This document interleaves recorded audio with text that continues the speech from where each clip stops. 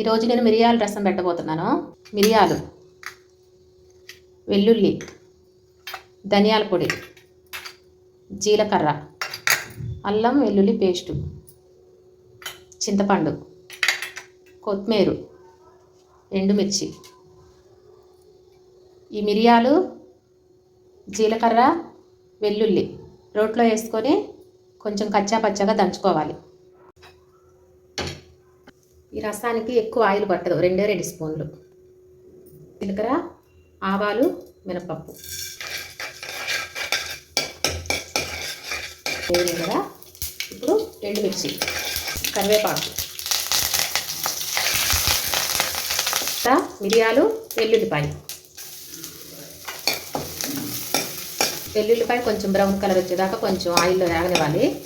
ఇప్పుడు మనం చింతపండు గుజ్జు తీసి పెట్టుకున్నాం కదా, అది పోసేస్తున్నాం. రసానికి తగినంత సాల్ట్, తగినంత పసుపు, ధనియాల పొడి, వెల్లుల్లిపాయ పేస్ట్ కొంచెం వేయాలి.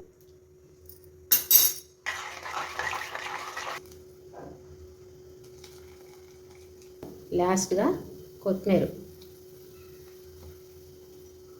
మీరు కూడా ఒకసారి ట్రై చేయండి. రసం ఎట్లుందో కామెంట్ బాక్స్లో కామెంట్ పెట్టేసేయండి. మన రసం రెడీ అయింది. వేడివేడి అన్నం, రసం.